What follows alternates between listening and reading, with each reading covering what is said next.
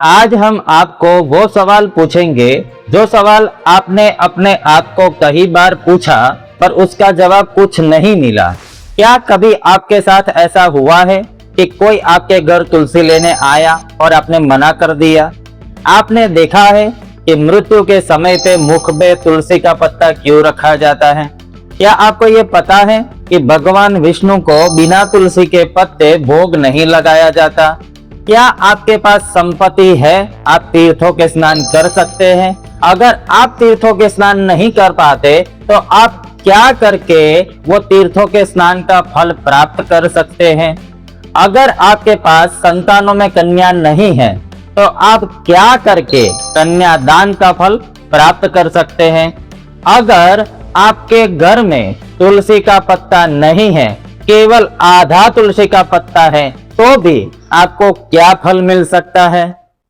वैसे तो कई सारे प्रश्न हैं जिसके जवाब आज तक आपको नहीं मिले हैं, पर सबसे पहले हम ये समझते हैं कि भगवान विष्णु को तुलसी इतनी प्रिय क्यों है।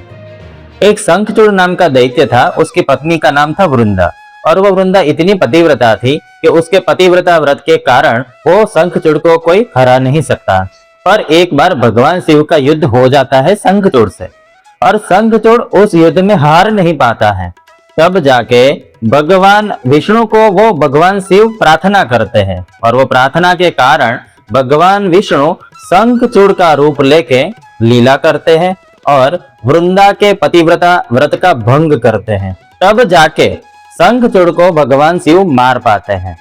इधर जब वृंदा को पता चलता है कि ये भगवान विष्णु ने ये लीला की है, तो वो भगवान विष्णु को बोलती है कि आपके अंदर ये करने के लिए कुछ दया भी नहीं आई, आपका दिल पत्थर है।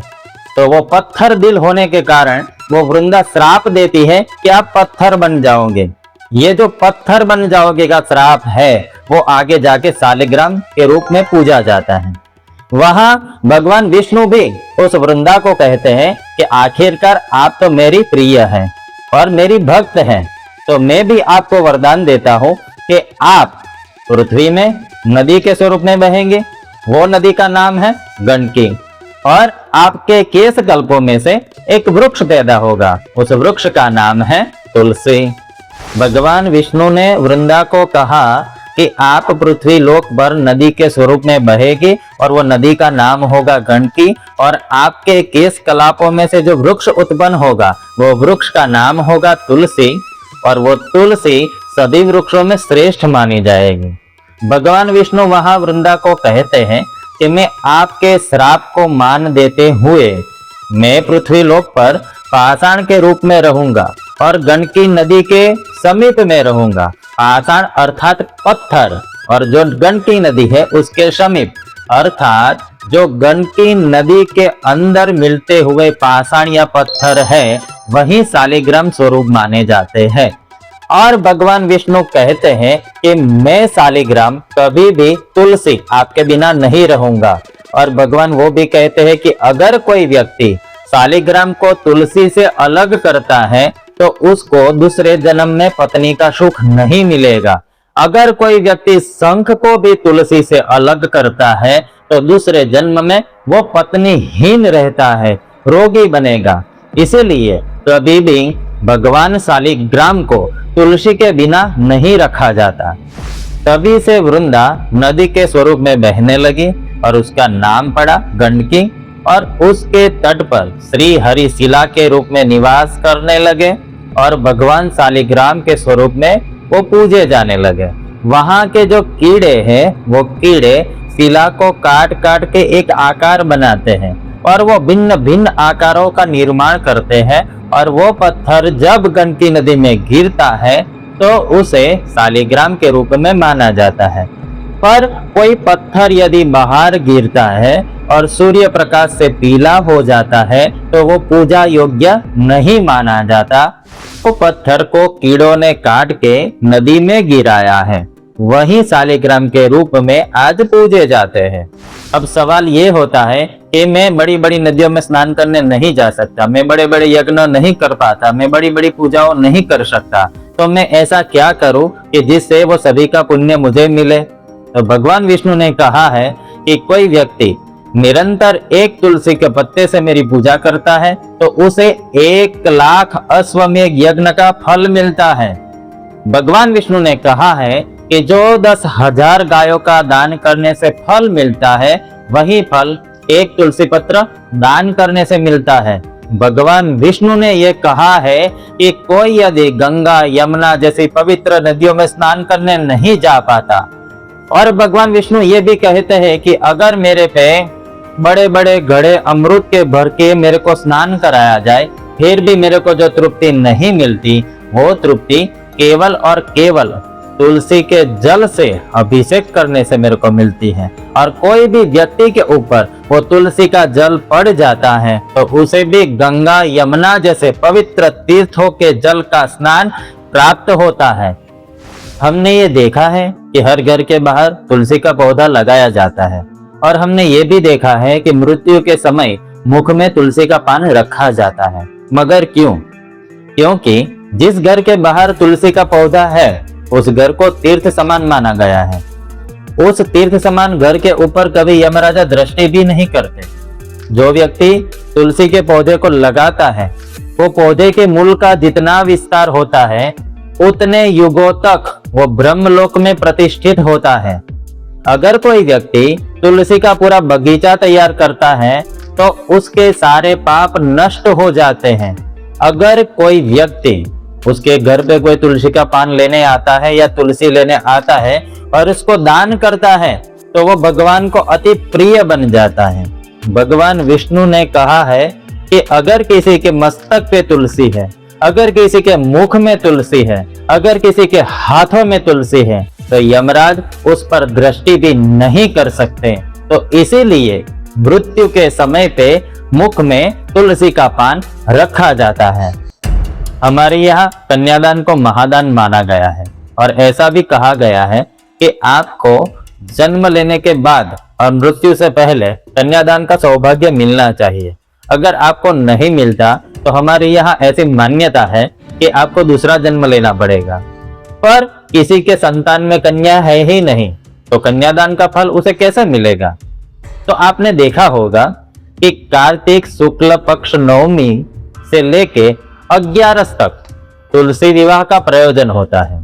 और यह तुलसी विवाह का प्रयोजन है, पुराणों में कहा गया है कि अगर कोई व्यक्ति श्रद्धा और भक्ति से तुलसी विवाह अपने हाथों से संपन्न करता है तो उसे कन्यादान का फल मिलता है। और सभी माता पिता की यही आशा रहती है कि हमारी जो कन्या है वो विवाह के बाद भी सौभाग्यवती रहे। मगर कुंडली में कुछ ऐसे दोष रहते हैं जिसके कारण कहीं ना कहीं वैधव्य योग आता है। तो कभी आपकी कुंडली में या आपकी कन्या की कुंडली में वैधव्य जैसा खराब योग है, तो वो भी कन्या जो अपने हाथों से तुलसी विवाह संपन्न करती है, तो उसके वैधव्य योग का भी नाश होता है। हम कभी वासी पत्र और वासी पुष्प का उपयोग पूजा में नहीं करते, मगर तुलसी दल और गंगा जल को कभी भी वासी होने का दोष नहीं लगता। वो वासी होने के बावजूद भी उन्हें आप पूजा में उपयोग कर सकते हो। मंजरी के साथ यदि तुलसी को भगवान विष्णु के ऊपर चढ़ाया जाए तो उसे मोक्ष मिलता है। श्याम तुलसी और सामान्य तुलसी दोनों एक प्रकार की ही तुलसी है, उसमें कोई भेदभाव नहीं है। पर भगवान विष्णु यह कह रहे हैं कि बाकी सभी रत्न तब तक श्रेष्ठ है जब तक श्याम तुलसी नहीं है। जैसे ही श्याम तुलसी आती है, उसके सामने बाकी सभी रत्न फीके पड़ जाते हैं। भगवान विष्णु तो ये भी कह रहे हैं कि जो सोने से यदि मेरी पूजा की जाए उससे भी मेरे को तृप्ति नहीं मिलती, इतनी तृप्ति मेरे को श्याम तुलसी अर्पण करने से मिलती है। अगर आप दरिद्र हैं, दरिद्रता आपका पीछा नहीं छोड़ रही है, आपने बड़ी बड़ी लोन ले रखी है और आपको सदैव ये चिंता रहती है कि ये पैसे का इंतजाम होगा या नहीं होगा, या कोई विकट प्रश्न पैदा नहीं होगा ना, तो आप यदि ऐसी चिंताओं में हैं तो शालिग्राम के साथ यदि आपके पास श्री यंत्र है, श्री यंत्र नहीं है तो भी चलेगा, मगर यदि शालिग्राम के साथ श्री यंत्र है तो सोने पे सुहागा समझो। वो शालिग्राम और श्री यंत्र की यदि आप निरंतर विष्णु सहस्त्र नाम से पूजा करते हैं तो आपके ऊपर कोई पैसे का संकट नहीं आएगा। आप कभी भी ऐसे संकट में नहीं घुस जाएंगे जहां से आप बाहर न निकले। और भगवान श्री हरि की कृपा से आगे भी आपको लक्ष्मी जी की कृपा मिलती रहेगी। भगवान विष्णु की पूजा में तुलसी के काष्ठ से बने हुए चंदन का प्रयोग करें, क्योंकि वो चंदन भगवान को अति प्रिय है। और अगर आप भगवान विष्णु की पूजा तुलसी से कर रहे हैं तो आप एक बात का ध्यान रखें, पूर्णिमा, अमावस्या, द्वादशी, रात्रि, मध्याह्न काल, संक्रांति का समय, सुबह नहाए धोए बिना तुलसी को कभी न तोड़े। ऐसा करने से भगवान के मस्तक को छेद रहे हैं ऐसा प्रतीत होता है। शास्त्रों में उसे वर्जित माना गया है। तो इस समय पे तुलसी कभी मत तोड़े। तुलसी हमारे जीवन को मंगल करती है और मृत्यु को भी मंगल करती है। मृत्यु के बाद मोक्ष को भी मंगल करती है। जब मृत्यु हमारे सामने आता है ना तो हमें हमारा धन दिखाई देता है और ना तो हमें हमारी संपत्ति याद आती है और ना तो हमारे स्नेहीजन याद आते हैं। उस समय पे एक ही बात याद आती है, वो है अच्छे से मृत्यु हो जाए और मृत्यु के बाद हमें यमलोक न जाना पड़े। हमें या तो विष्णु लोक मिले या तो गौलोक मिले। तुलसी का ये ज्ञान हमने ब्रह्मवैवर्त पुराण, पद्म पुराण, नारद पुराण और गरुड़ पुराणों में से लिया है। और ऐसा नहीं है कि मैंने पहली बार आपके सामने रखा। हमारी संस्कृति ने पहले से हमारे जीवन में उसको डाल दिया है। जैसे हम महादेव की आरती सुनते हैं तो उसमें बोला गया है, केवड़ो वालो केशव ने, शिव जी ने धंतुरो, त्रिकम ने वाला तुलसी, शिव जी ने बिलीपत्र। और एक आरती है जहाँ भी बोला गया है कि जेने आगणिये तुलसी नो क्यारो, सालिग्राम नी सेवा। अर्थात जिसके घर में सालिग्राम की पूजा है और घर के बाहर तुलसी है तो वो घर अपने आप में स्वर्ग बन जाता है। कलयुग वहां कभी प्रवेश नहीं कर सकता और यम राजा कभी भी वहां दृष्टि भी नहीं कर सकते। और आप ये भी जान ले कि तुलसी का वास्तविक फल तभी मिलेगा जब हम उसके प्रति श्रद्धा, समर्पण और भगवान का प्रतीक समझने लगेंगे। और हम तो बहुत सौभाग्यशाली है कि हमारा जन्म भारतवर्ष के ऐसे खंड में हुआ है जहां एक पत्ता भी हमें मोक्ष दिला सकता है, जैसे तुलसी पत्र। जहां एक पत्थर भी हमें मोक्ष दिला सकता है, सालिग्राम, कैलाश, गोवर्धन पर्वत। जहां एक जल भी हमें मोक्ष दिला देता है, गंगा जल, यमुना जल, नर्मदा जल। जहां एक पशु भी हमें मोक्ष दिला सकता है, गाय। तुलसी को एक सामान्य पौधा समझने की गलती ना करें। ये हमारे सनातन संस्कृति की वो दिव्य भेंट है जिन्हें ऋषि मुनियों ने माता का दर्जा दिया है। और हम भी आंगन में रखने से उसका वास्तविक फल प्राप्त नहीं कर सकते। उसके प्रति सेवा, भावना और हमारा समर्पण ही हमें खरे अर्थ में तुलसी का फल दिला सकता है। ये केवल एक अंधविश्वास है, ये केवल एक परंपरा है, ये केवल एक मान्यता है, ऐसा बोल के हम हमारी ये दिव्य परंपराओं और दिव्य भेंट को हमारे से दूर ना करें। आगे से आप भी ध्यान रखें कि जब भी आप तुलसी के समीप जाए तो तुलसी को 2 हाथ जोड़ के प्रणाम करें, दिया जलाए, जल छोड़े। क्या पता आपके ऊपर भी भगवान विष्णु की कृपा हो जाए। तुलसी हमारे लिए पूजनीय है। अगर उस बात से आप सहमत हो तो कमेंट बॉक्स में जाके जय तुलसी माता लिख दीजिए और ये वीडियो को आप, आपके परिवार और आपके इष्ट मित्रों तक पहुंचाइए ताकि हम और भी ऐसी जानकारी लेके आपके सामने आ सके। और अगर आप इस चैनल पे नए हो तो हमारी चैनल द चाणक्य पॉइंट को अभी सब्सक्राइब करें, अभी लाइक करें और शेयर अवश्य करें। जय तुलसी माता, जय सनातन।